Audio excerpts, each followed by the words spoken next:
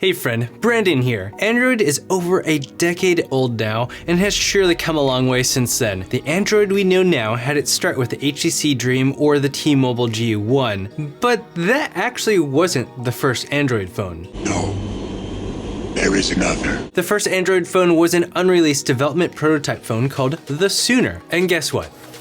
I have it right here. So let's unbox it, review it, discover some of the neat things on it, and think about how far we've come in a little over a decade, because this is Tech Today, or maybe yesterday.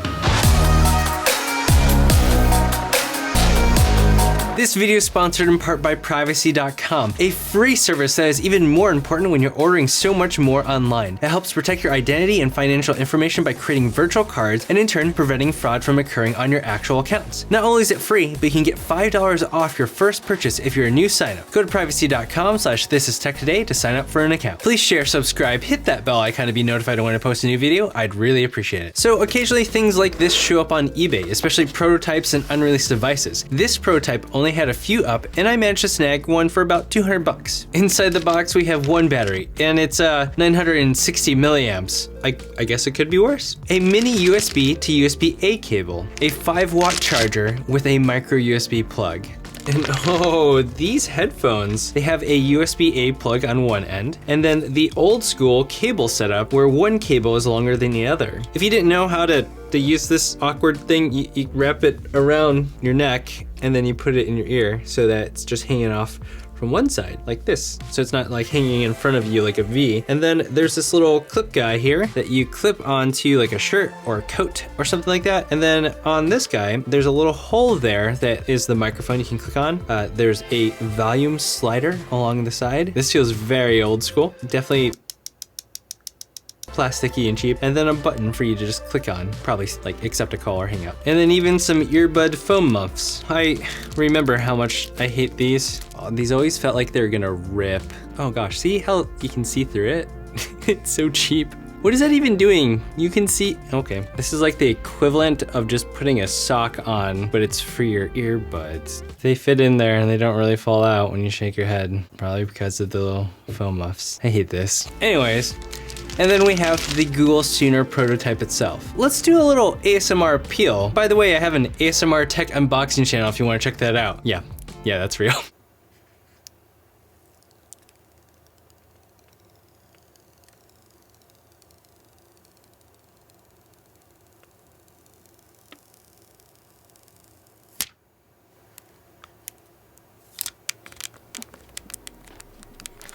And this is the white version of it. From what I understand, the most common one during development was the dark gray one. Wait a minute, I don't see a headphone jack. I don't think there's a headphone jack.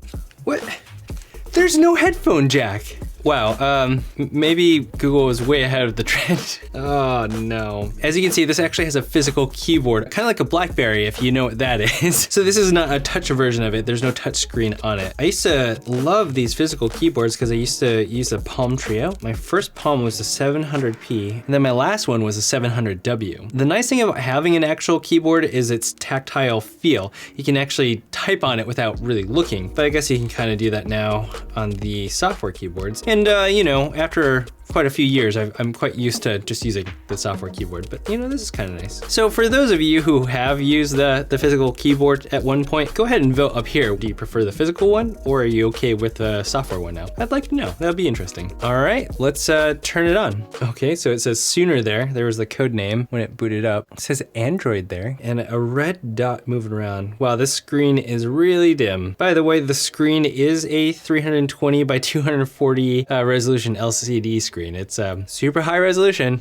This doesn't come with a SIM, but it does work on T-Mobile, but it only has 2G. Look at that. So yeah, not a touchscreen. So this is powered by a Texas Instruments OMAP 850 processor and has 64 megabytes of RAM. On the back, you have a 1.3 megapixel camera, but there's no flash. And as you can tell, you have to navigate with the D-pad because there's no touchscreen. Now, despite not having a touchscreen on this device, the version of Android that we saw on the first Android phone, the HTC Dream or G1, is the same version of Android that was being developed on this device, the Google Sooner. Diane Hackthorne provided a lot of context on the development of Android and the role of Sooner and all that. There's a link in the description to find her write-up, but she did say that the version of Android on this device would react to touch if the hardware was there to make it work. This device, the Google Sooner, was intended to be a safe, fast to make and release device, while the T-Mobile G1 would be the risky but longer term device. The development team would end up dropping the Google Sooner device as something to work on and focus on the touch-based G1 instead. And that was before the iPhone came out. Now the software that was being developed and the hardware of the riskier HTC Dream and G1, they were not in parallel with each other, and the hardware team needed more time to catch things up. Now, despite them dropping Sooner, the developers continued to use it because it was a reliable platform to continue working on the Android software,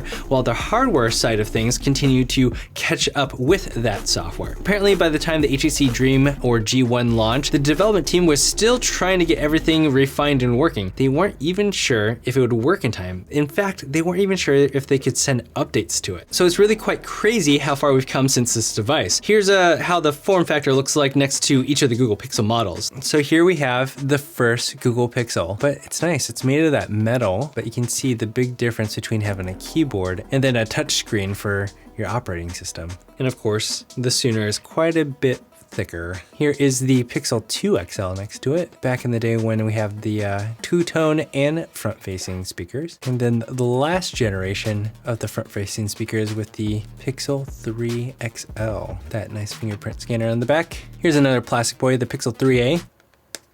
Definitely really high quality on the Pixel 3a. And then the Pixel 4 XL. We've really come a long way. So let me kind of poke around on this thing, see what kind of apps and settings are on here, and then compare it with the Pixel 4 XL and see if there's some funny things to notice. The alarm clock, what does that look like? You can set your alarms here, anagrams. Oh, that's cool. Nice, not bad, huh? There's a browser. Oh, there's Google. I guess it's similar because on this one, you still have your news. Fortunately, because I don't have a SIM card for T-Mobile for 2G, I can't actually use this and I can't connect to Wi-Fi, so.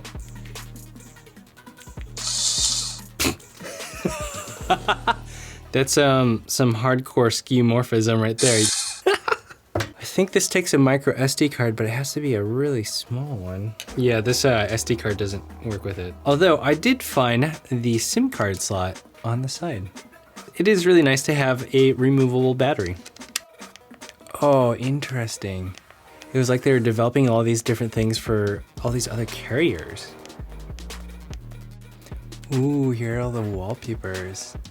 Strangely, these look really great. I'm gonna choose this one over here. Yes, the Northern Lights. Weather settings. 27510, where's that? North Carolina. Oh, check 1, 2, 3. 1, 2, 3. Oh, check 1, 2, 3. 1, 2, 3. Oh. Strangely, the vibration motor on this feels better than like a Samsung device. Monkey.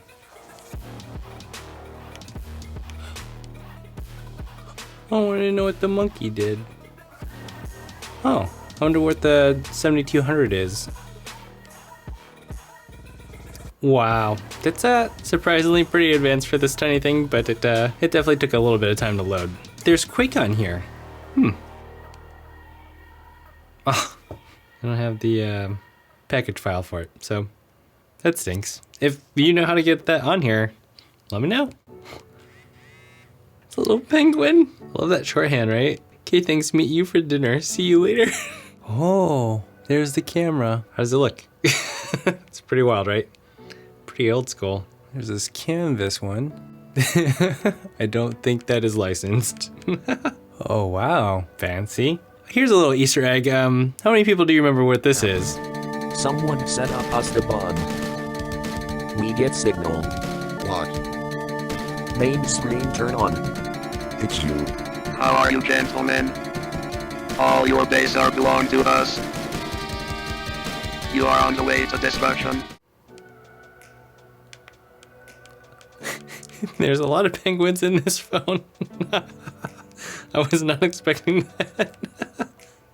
Why are there so many penguins in here? HTC, that's the build number and the date, 2007. Here's the Sooner. Keyboard device, Sardine. So they've been having this whole fish code name since the beginning. That's very interesting. Oh, ringtones. Let's check them all out, just for old time's sake. So we have Cell, classic.